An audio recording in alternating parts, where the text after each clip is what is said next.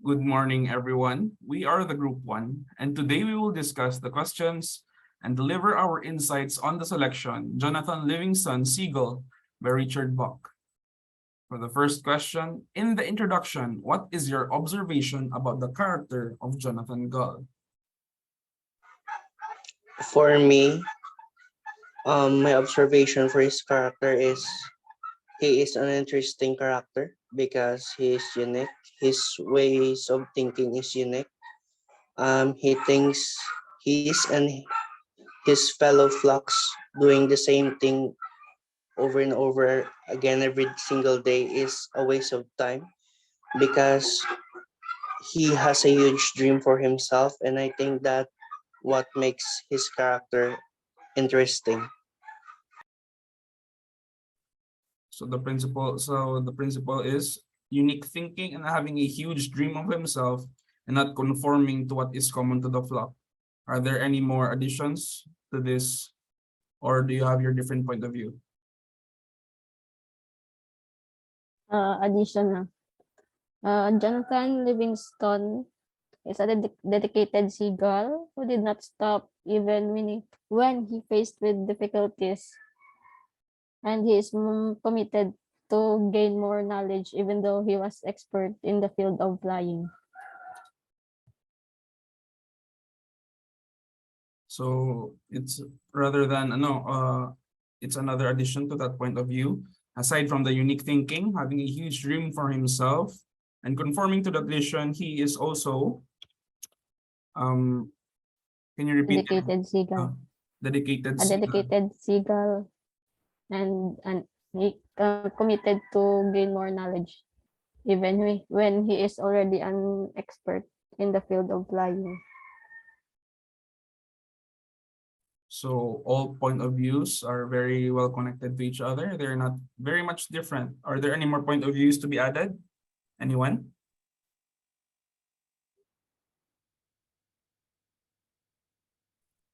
So if there are no more point of views, can we all agree that unique thinking, having a huge dream for himself, conforming to tradition, is a waste of time, and dedicating oneself and committing to having more knowledge despite being an expert? This is the point of view that we all uphold.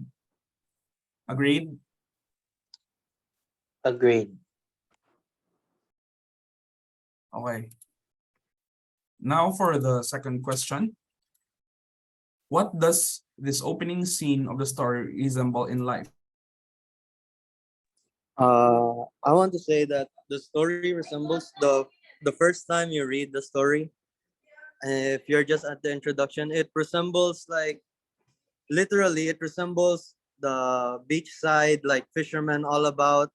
But once you get to know more about the story, it somewhat becomes like a busy city, like for example New York, wherein people are striving to survive every day. Like every morning, you see a lot of people walking, going to work just so that they can survive. And I think that's what it resembles the more you get to know the story. Like in an expressive sense, it resembles people trying to survive in their everyday lives. Like something like that. I agree with this statement, and we have the same point of view as I have answered the question. I see. So already two people have discussed their points of view. So what they see in the opening scene of the story, it resembles the common way of life that people just live to survive. Are there any more point of views to be added here? Do you have a different point of view, or does everyone agree?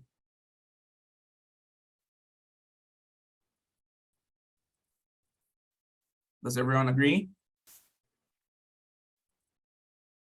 that the opening scene resembles the common way of life that people just live to survive? Can I have someone to say that they agree so we can proceed to the next question? Agree. I agree. Okay. So Agree. let's proceed to the next question. In the story, there were several traditions that the flock upheld as part of the culture of the flock and that have been practiced for ages. Point out at least two traditions that can be seen in the story which are allegorical to human traditions. My answer is number 3 is That tradition, allegorical to human tradition, is when Jonathan was told by his parents to stop what he was doing and conform to the traditions, and when he was an outcast when he started to practice or progress in flying. For example, this tradition can be seen in a child who lives in the province where some parents wanted them to stay and to not explore their boundaries or leave their comfort zones, as there is more to life outside the province. This prevents the child from growing. And also, when the flock outcasted Jonathan, as he is not conforming to the traditions, this shows how the older generation is not open to more innovations or improvements. So the first point of view discussed by Ms. Otanias in the third question is it was told to conform. One of the traditions is telling someone to conform to what is already being used or what is already the habit of the people there and labeled an outcast for not following. The example she said was humans being told not to go out of their hometown and explore with fear of having to lose that person if they try to go out. So that is one point of view, or that is one tradition.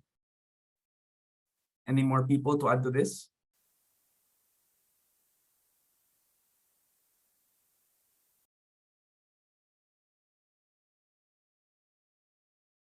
So that was the first point. I think it is also good to add that being different is considered to be taboo in most areas. Am I correct? So it can be observed that another tradition that aside from going against what is already used by the community is can cause someone to be outcast. And another could be that you should always obey the elders, because in the story the elders held themselves in a very high regard to the point that going against them is considered to be taboo, despite their goals to be very uh, choking to the people that have different types of development. So it can be inferred naman that you should always follow the elders despite them trying to hold your growth. So can we agree that the first tradition would be being labeled as an outcast for not following the tradition, and the second tradition is always following elders despite hindering your growth? Can we all agree to those two traditions, or do you have a different tradition in mind? I agree with the traditions you both gave because I think it's very showing, especially to within the Filipino community, wherein a lot of people are encouraged to go engineering and nursing, and arts and other stuff is looked down upon. And with regards to the elders, it's very what's that? Because you see elder people in the wrong, but you have to apologize every time because just because they're elderly. So I really agree with those statements.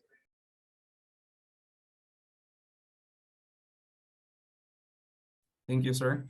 So are there any more additions to this, or does everyone agree? I agree. Thanks. So that is the third question, and this is the fourth question. What is the idea of Jonathan about heaven, and what does this imply?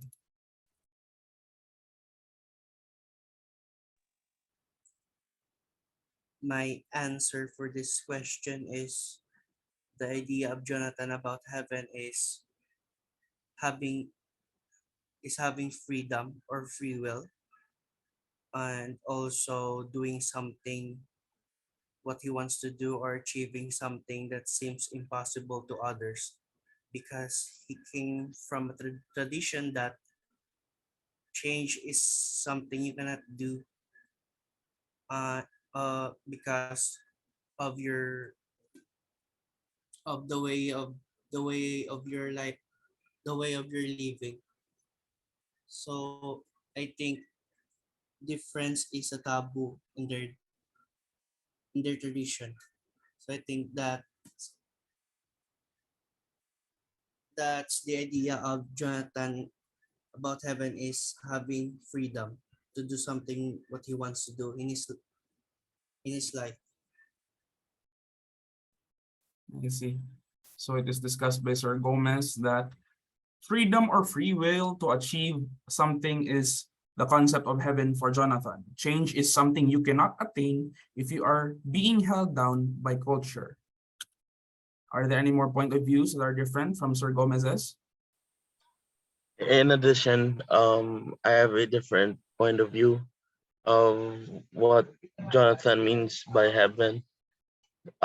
Based on the story, I've analyzed that heaven for Jonathan is like reaching the impossible. So, by reaching the impossible means that Jonathan lives or being born as a seagull, and as Jonathan means by reaching heaven, he simply imply that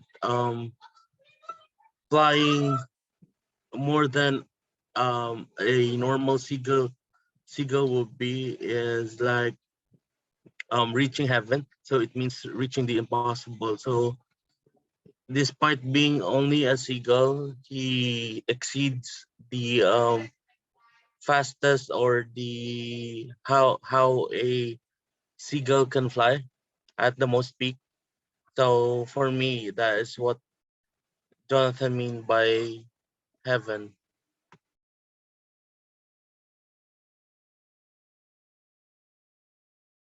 Thank you, sir. So it is discussed that reaching the impossible.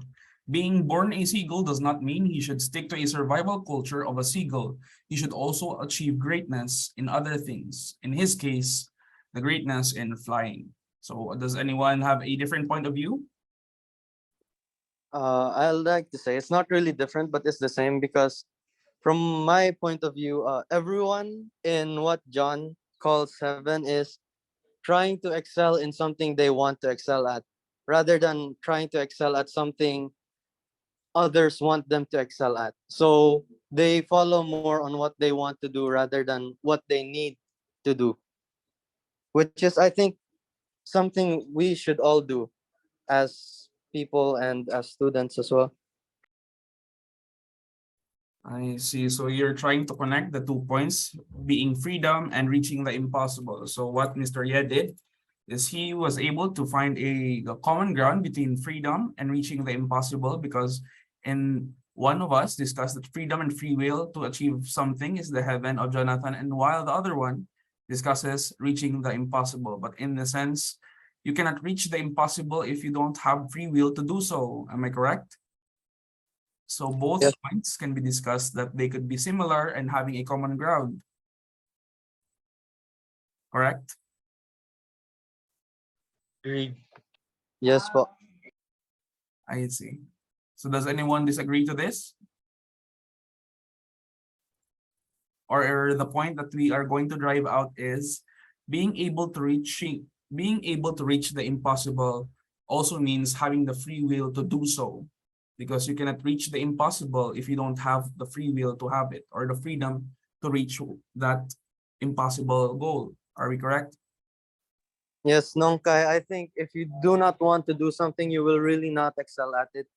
Kai, if you do not have the passion for something, you cannot strive for growth because you will feel tired and drained every day. Does anyone have a different point of view? Thank you, sir. Yeah. Because I am able to find a good point regarding those 2 point of views. So instead of freedom of free will and reaching the impossible, how about this? Having the freedom to reach the impossible. Does that sound better? Does everyone agree? Yes. Yes, I Oh, agree. no? I see. So we were able to find the common ground and find a similarity, actually a very good combination for the both points. So we all agree on having the freedom to reach the impossible. So that's for the 5th question. And now for the 6th question. Despite being an outcast, why do you think Jonathan is plagued with the feeling of going back to the flock? What is the importance or relevance of this feeling?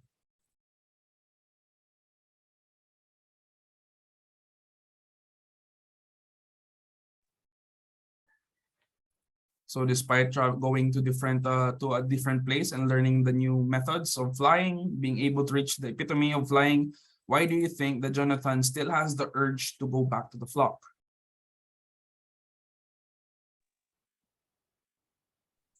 For me, despite being an outcast, after he practiced flying and did not conform to the tradition, is because he may still love his flock and want them also to improve their lives and not just conform to the traditions. As he also wants to share his knowledge as the skills, techniques, and tricks, and also share his passion for flying.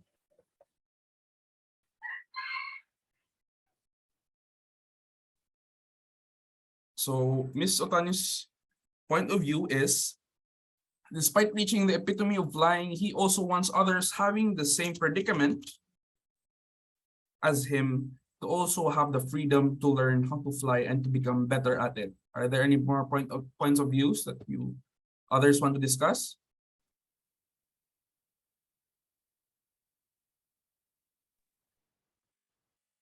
I think it's because he did not really get outcasted by everybody, but rather he got outcasted by the people in power. Because it's not really everybody who wanted him to be an outcast, but rather the elders who were not with him in flying for the sake of flying. Parang, parang ganun. So Mr. Ria's point of view is he was outcasted by the elders, but not by the seagulls, by the other common seagulls. So these are very different points of views. Ms. Tanya's point of view is, despite reaching the epitome of flying, he felt responsible to go back to the flock because he thinks that there are other seagulls that want to feel the same or going through the same issue as him. So he wants to, in a way, rescue them from that type of predicament. Mr. Ria's point of view is he was outcasted by the elders, but he was not outcasted by the common seagulls. Are there any more points of views that people want to add?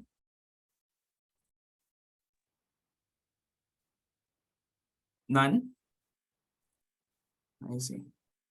So let's discuss. So for now, let's divide the house in order to have a single answer.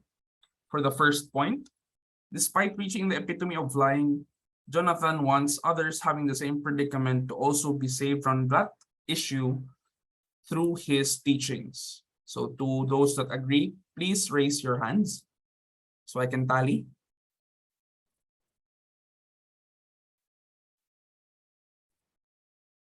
We have 1. Any 2? Any more?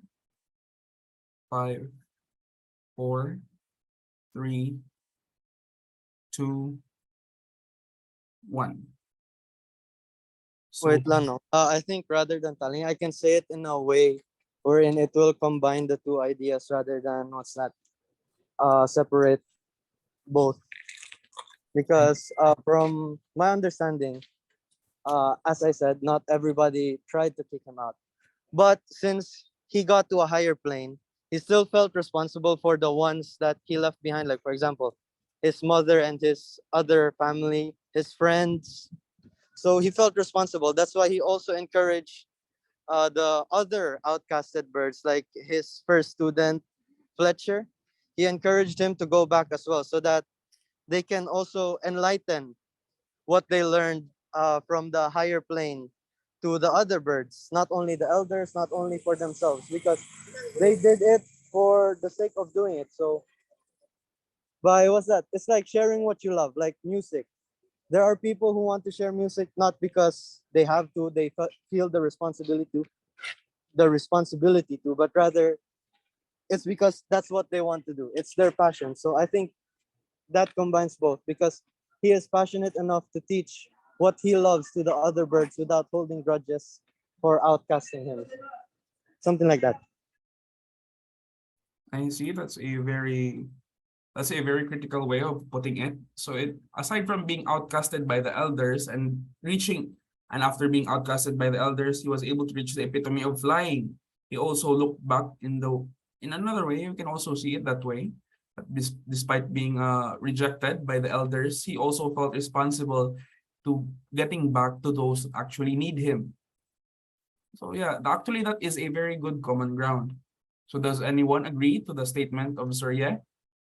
That despite reaching the epitome and after being rejected, he still felt the responsibility to go back to those that did not try to reject him and also teach them his ways of flying. Can we all agree? I agree.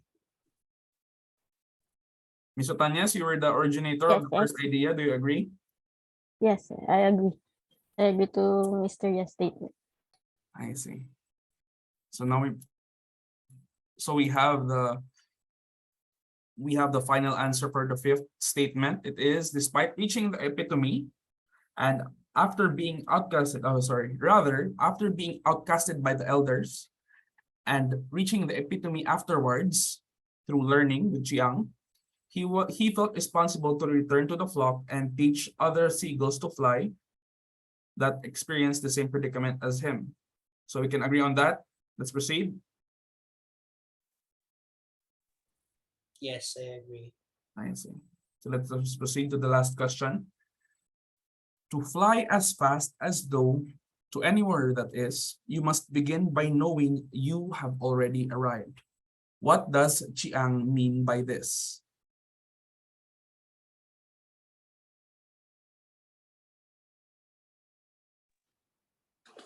Hello. For me, the quote, to fly as fast as though to anywhere that is, he said, that you might begin by knowing that you have already arrived.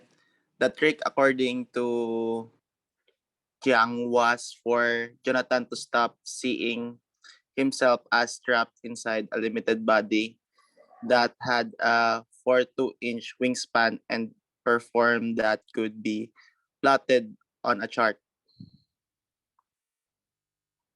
So in a way, your point of view is this: despite him being a seagull, he must not be limited to his abilities as a seagull.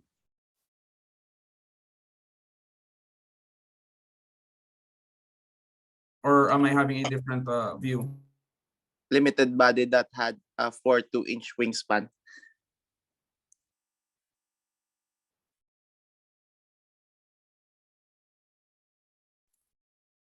So that is the statement of Sir Ambagay. Is there anyone that wants to discuss another point of view? Actually, I agree I with agree you. with his no, but I think in simple terms, it's to have enough confidence and to love yourself because you will only get to a place you know where you can go. Because what's that? If ever you doubt yourself, you will only like burden yourself. You will only slow yourself down. You will never get to the place you want to go if you keep doubting yourself. So I think having enough confidence and love for yourself is what he means by to fly as fast as though you already think you're there. I see. So if I infer Sir Yes statement to Sir Ambagay, if I combine them, we have a statement that is to have enough confidence and not confine yourself in the limits of your own physical body to achieve greatness. Does anyone have a different point of view? Actually, I have the same point of view on what Mr. Ye said, but a different term, which is resolve. Because if before you start flying, if you have the resolve at yourself that you know that you can arrive on where you will be going, that would make yourself convinced enough to do extra effort, and even in the part that you're giving up, you won't still give up since you have that resolve at the very first thing you plan to do it. So I agree on what Mr. Yes said. So if we build up the statements given by Sir Ambagay, Sir Ye, and Sir Alba, we can conclude that because they didn't contradict each other. They've stated very well good points. So if I mix those three statements together, I said that they were all supporting, we can have a final statement that says to have enough confidence and resolve, not confining yourself in the limits of your own body in order to achieve greatness. Does anyone agree? Or anyone have a different point of view?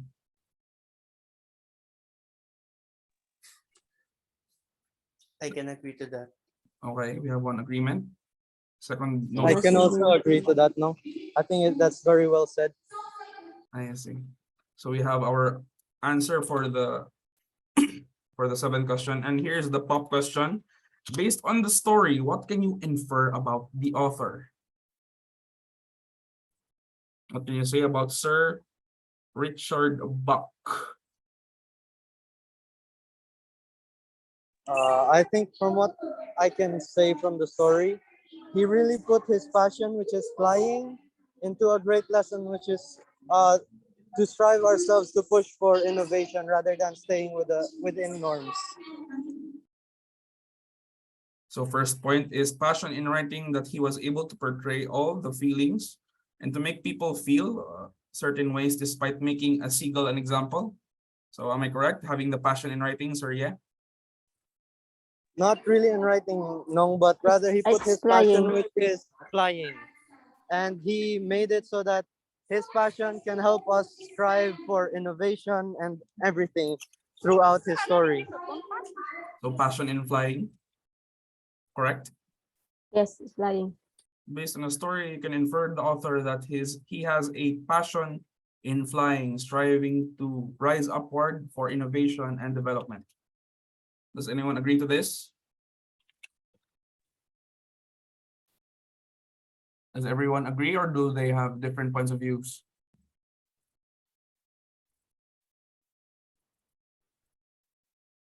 If you no longer have anything to add, say that you agree and we can continue on.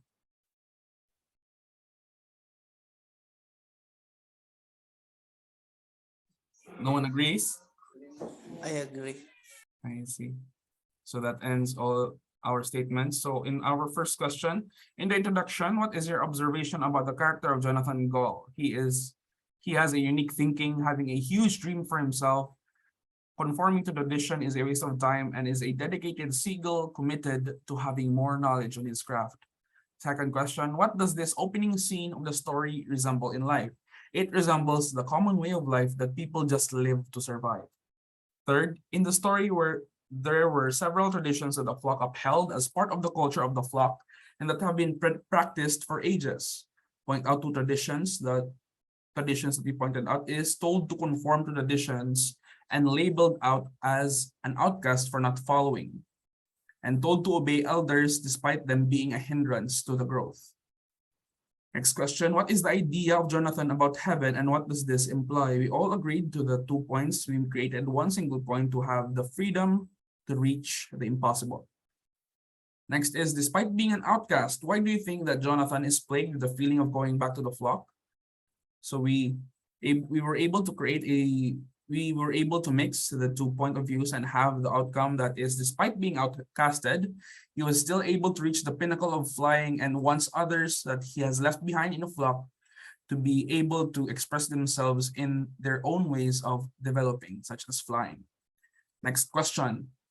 To fly as fast as though to anywhere that is, you must begin by knowing you have already arrived. We have agreed to have enough confidence and resolve, not confining yourself in the limits of your own physical body to achieve greatness. And last question, based on the story, what can you infer about the author? We were able to agree that the author is able to portray his passion for flying, being able to strive for innovation and the development of oneself. So does everyone agree to the statements that we have stated? Does everyone agree? Yes, I Yeah. agree. Yes. I see. So that ends our activity for this morning. This is group 1 with the presentation of JLS in the discussion regarding Jonathan Livingston Seagull by Richard Buck. So I'm PEREZ, your host. We are the group 1 with Sir PEREZ, Sir ALBA, Sir Gomez, Ms. OTANES, Sir Salazar, Sir Ye, and Sir AMBAGAY. And that ends our presentation for this morning. Thank you.